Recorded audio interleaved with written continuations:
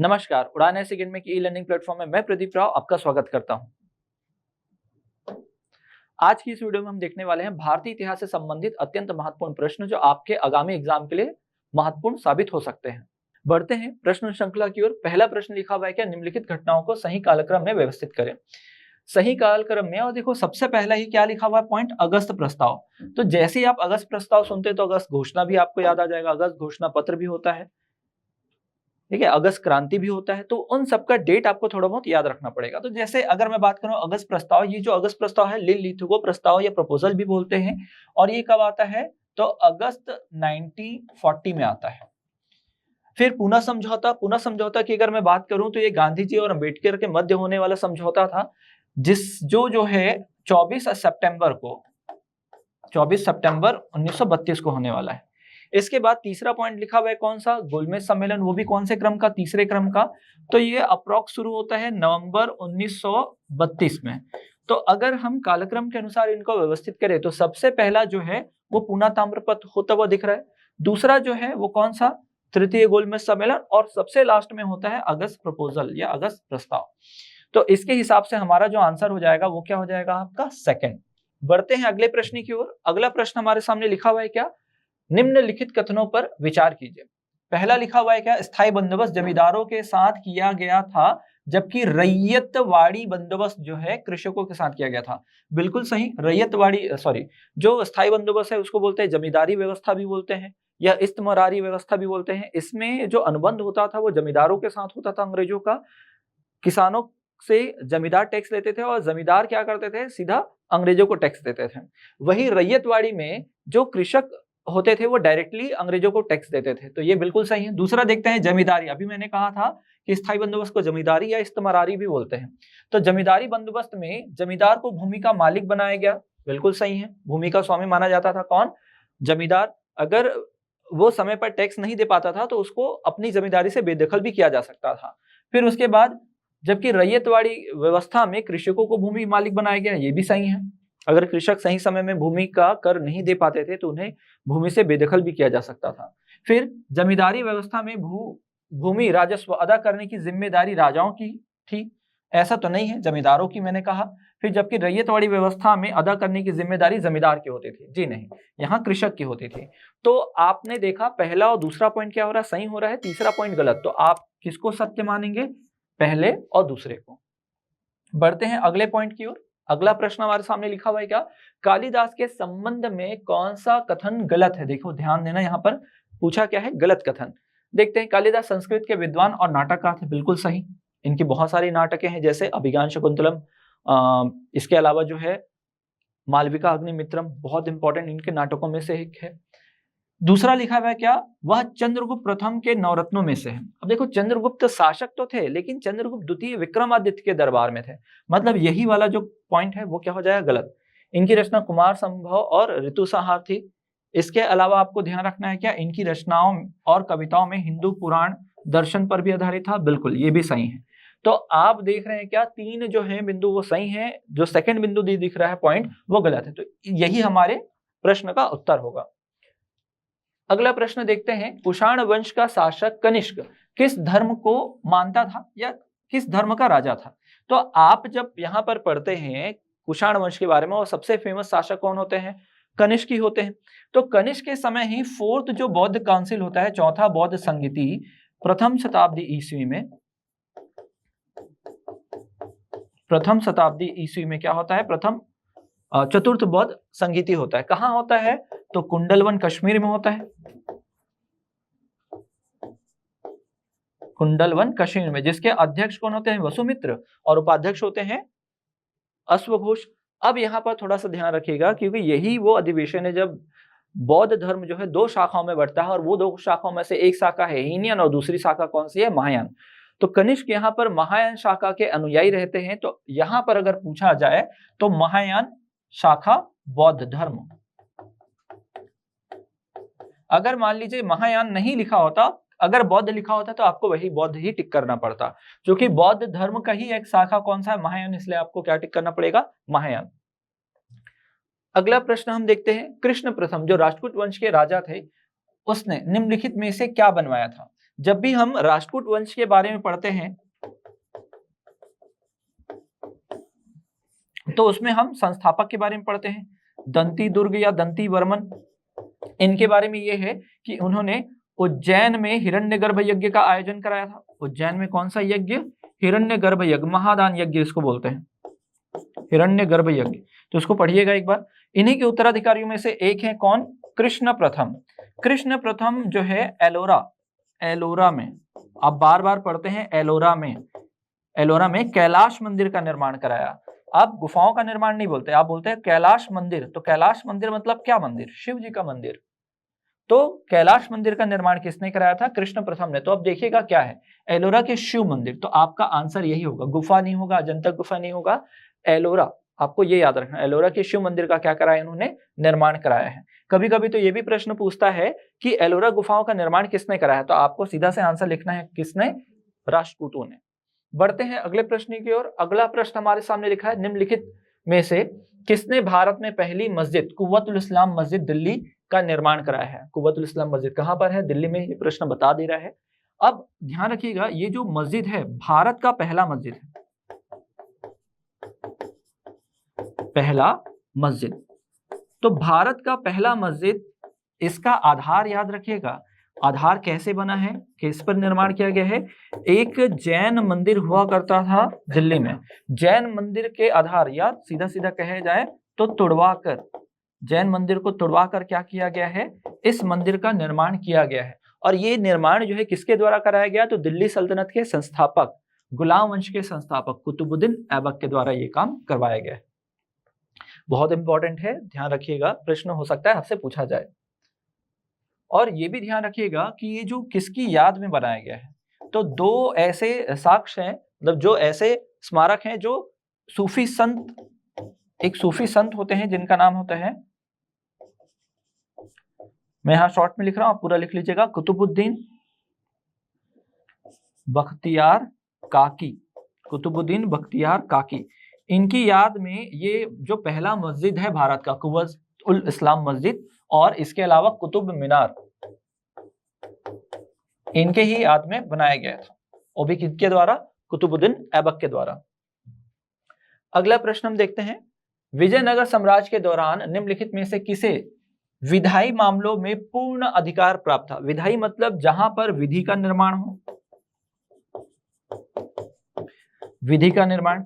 हमने प्राचीन भारत से ही पढ़ना चालू कर दिया था कि विधि का जो विधि निर्माण की जो शक्ति है वो राजा में निहित होती है, लेकिन गुप्त काल तक आते आते राजाओं की जो शक्ति होती है वो सीमित हो जाती है विधि निर्माण के क्षेत्र में। लेकिन अगर बात करें विजयनगर काल में, तो विजयनगर काल में यह शक्ति पूरी की पूरी जो निहित होती थी वो राजा में ही निहित होती थी। तो अगर इस प्रश्न का उत्तर यहाँ पर पूछा जाए, विजयनगर काल में विधि निर्माण या विधायिका की शक्ति किसमें निहित होती थी, तो पूरी तरीके से राजा में ही निर्भर होती थी या निहित होती थी। बढ़ते हैं अगले प्रश्न की ओर। बहमनी साम्राज्य के प्रशासन के दौरान निम्नलिखित में से किसे प्रधानमंत्री कहा जाता था? बहमनी साम्राज्य जिसकी स्थापना 1347 में हुई है, जब दिल्ली सल्तनत के शासक कौन थे? मोहम्मद बिन तुगलक। और बहमनी साम्राज्य के संस्थापक माने जाते हैं हसन गंगू, हसन गंगू। तो ये ध्यान रखिएगा। कैसा राज्य था? मुस्लिम राज्य था, मुस्लिम राज्य। विजयनगर के साथ इनका संघर्ष चला था, और कौन सा संघर्ष में विजयनगर को ये पराजित कर देते हैं? तालीकोटा या राक्षसी तांगड़ी के युद्ध में 1565 में। आपको ये पूछा गया है कि यहाँ के प्रशासन में प्रधानमंत्री कौन होता था? तो प्रधानमंत्री कहलाता था क्या? वजीर ए कुल। वजीर, इस नाम से ध्यान रखना है कि इस नाम का व्यक्ति क्या होता था? पूरा कर्ता धर्ता होता था राजा के बाद। राजा के बिहाफ में पूरा निर्णय लेने का जो अधिकार था वो वजीर कुल को होता था। ऐसा ही पद जो है दिल्ली सल्तनत में भी होता था, और ऐसा ही पद जो है मुगल काल में भी आप पढ़ते हो। आपने देखा है जब अकबर का समय पढ़ते हो तो उसमें आपने पढ़ा है ना बैरम खां, तो बैरम खां उनके क्या होते थे? वजीर होते थे। तो पूरा का पूरा पावर जो होता था वजीर के पास होता था। अगला प्रश्न हमारे सामने लिखा हुआ है, भारत के निम्नलिखित में से किस शासक ने सभी धर्मों या धार्मिक मामलों को अपने हाथों में लेने के लिए मजहरनामा जारी किया था? मजहरनामा एक प्रकार का क्या था? धार्मिक घोषणा पत्र था, घोषणा पत्र। अब इस धार्मिक घोषणा पत्र में ये बोला गया कि अगर मान लीजिए आगे चलकर किसी प्रकार का कोई बड़ा धार्मिक मुद्दा आता है तो उस स्थिति में अंतिम निर्णय लेने का जो अधिकार है वो सुल्तान या राजा के पास हो जाएगा। ये घोषणा कौन कराते हैं? तो अकबर कराते हैं। कौन? अकबर। अकबर 1579 में किनकी सहायता से? शेख मुबारक। शेख मुबारक इनकी सहायता से मजर घोषणा पत्र जारी करते हैं और इन्हीं के दो पुत्र आपने पढ़ा होगा, फैजी और अबुल फजल। इन्हीं के पुत्र रहते हैं, फैजी और अबुल फजल। तो आप ध्यान रखिएगा, अकबर जब क्या करते हैं 1575 में के आसपास में क्या इबादत खाने का निर्माण करते हैं। पहले इस्लाम धर्म से संबंधित धर्म गुरुओं से चर्चा करते हैं, फिर 3 साल बाद अन्य धर्मों के लिए भी इस इबादत खाने को खोल दिया जाएगा। फिर अकबर को समझ में आने लगेगा कि कुछ धर्मों में अच्छी बातें भी हैं तो कुछ बुरी बातें भी हैं, तो इनमें टकराव ना हो इसलिए इन्होंने मजहर घोषणा पत्र जारी किया था। किसकी सहयोग से? शेख मुबारक के सहयोग से। बढ़ते हैं अगले प्रश्न की ओर। अगला प्रश्न हमारे सामने लिखा हुआ है क्या? निम्नलिखित में से किसने अंग्रेजों की तुलना मधुमक्खियों के छत्ते से की थी? जब आप पढ़ते हैं बंगाल, और बंगाल में सबसे लंबे समय तक नवाब रहने का जो नाम लिया जाता है वो है अली वर्दी खां। अली वर्दी खां, इनका जो समय है आप पढ़ते हैं तो 1739 से 56 तक ये क्या रहेंगे? नवाब रहते हैं। इन्हीं के उत्तराधिकारी होते हैं कौन? सिराज उद दौला। सिराज उद दौला। अब थोड़ा सा समझिएगा, इनका मानना था कि यूरोपियों से जितना दूरी बनाकर रखा जाए, जितना मित्रता करके रखी जाए उतना ही सही है। इन्होंने ही तुलना की है मधुमक्खियों से। किनकी? यूरोपियों की। तो ये अच्छे से ध्यान रखिएगा, हो सकता है किसी एग्जाम में ये प्रश्न आपको जरूर दिखाई दे। गलती से आप सिराजुद्दौला नहीं कर दीजिएगा, ये कथन जो है अली वर्दी खां का ही है। बढ़ते हैं अगले प्रश्न की ओर। श्रीरंगपट्टनम की संधि के बारे में निम्नलिखित में से कौन सा सही है? अब जब आप पढ़ते हैं आंग्ल मैसूर संघर्ष, आंग्ल मैसूर संघर्ष वो भी कौन से नंबर का? 3rd नंबर का। 3rd नंबर का ये होता है कब? 90 से लेकर 92 तक चलेगा। और इसमें एक तरफ होते हैं टीपू सुल्तान और दूसरी तरफ कौन होते हैं आपके? कार्नवालिस। कार्नवालिस। तो यहां पर कार्नवालिस जीत जाते हैं, टीपू सुल्तान हार जाते हैं। और कार्नवालिस के साथ साथ निजाम भी रहेंगे हैदराबाद के, एक तरफ कौन रहेंगे? मराठा भी रहेंगे। मतलब ये 3 लोग रहेंगे और अकेले एक तरफ कौन होंगे? टीपू सुल्तान। टीपू सुल्तान जो है अपने किले में घिर जाएंगे और इनके बच्चों को कैद कर लिया जाएगा। तब इनको करना पड़ता है क्या? श्रीरंगपट्टनम की संधि पर हस्ताक्षर। इसके तहत अपना आधा भूभाग भी देना पड़ेगा, प्लस क्या देना पड़ेगा? 3 करोड़ रुपए युद्ध क्षतिपूर्ति के रूप में अंग्रेजों को देना पड़ा। और ये पैसा तब तक इनके मतलब ये पैसा जब तक ये नहीं दे देंगे तब तक इनके पुत्र जो है अंग्रेजों के अधीन बंदी बनकर रहते कार्नवालिस के पास। तो यहाँ पर टीपू के दोनों पुत्र अंग्रेजों के कैद में थे। बिल्कुल सही है, पहला भी दूसरा भी। अधिकृत क्षेत्रों को अंग्रेजों, निजाम और मराठाओं ने आपस में बांट लिया, ये भी सही है। मतलब इसका मतलब क्या है? ये तीनों पॉइंट क्या है? सही है। तो आपको सही पूछा गया था तो क्या सही हो जाएगा? डी। बढ़ते हैं अगले प्रश्न की ओर। अगला प्रश्न लिखा हुआ है क्या? सहायक गठबंधन, जिसको हम सहायक संधि भी बोल सकते हैं, के बारे में निम्नलिखित में से कौन सा सही है या सत्य है? तो देखिएगा, अगर पढ़ने की कोशिश करें क्या लिखा है? इस गठबंधन में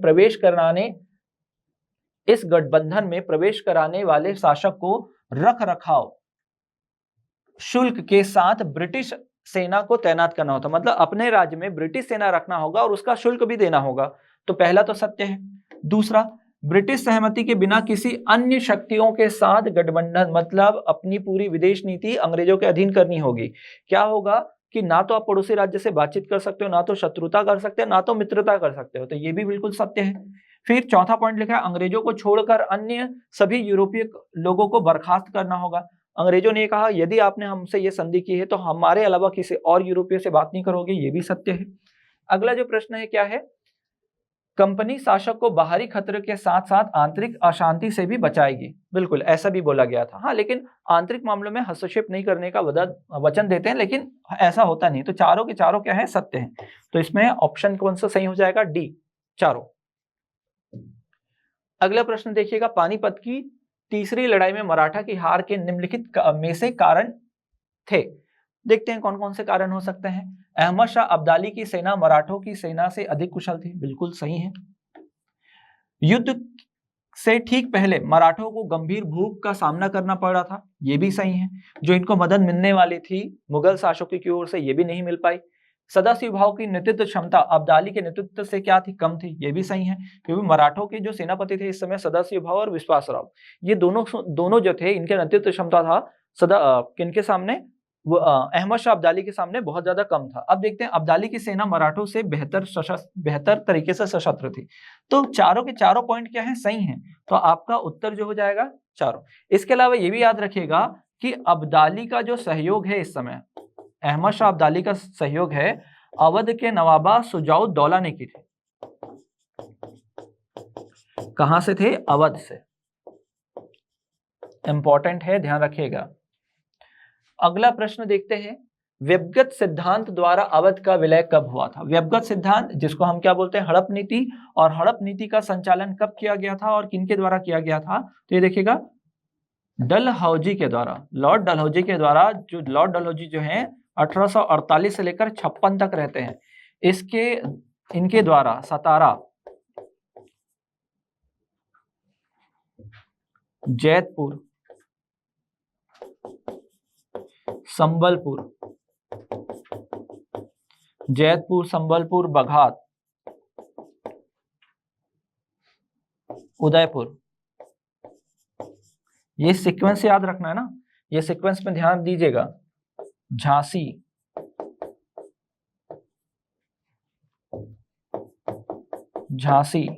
नागपुर, और फिर लास्ट में है अवध। अवध सबसे लास्ट में था, और अवध का जो समय है वो है 1856। 1856 में अवध को क्या बनाया गया, कुप्रशासन का आरोप लगाया गया और इसको हड़प लिया गया। तो आपके प्रश्न का उत्तर क्या होगा, 1856। हालांकि सबका डेट भी होता है, जैसे ये 1848 पहला स्थान जहां पर क्या हुआ, हड़प नीति लागू हुई, ये है।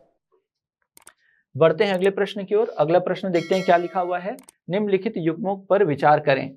स्थायी बंदोबस्त, जी हाँ, स्थायी बंदोबस्त कार्नवालिस के समय बंगाल, बिहार, उड़ीसा, इसके अलावा जो है उत्तरी कर्नाटक,